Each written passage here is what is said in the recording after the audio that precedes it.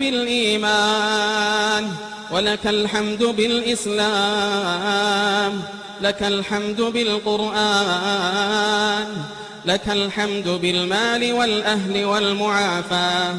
كبت عدونا وأظهرت أمننا وبسطت رزقنا وأحسنت معافاتنا وجمعت فرقتنا، ومن كل ما سألناك أعطيتنا.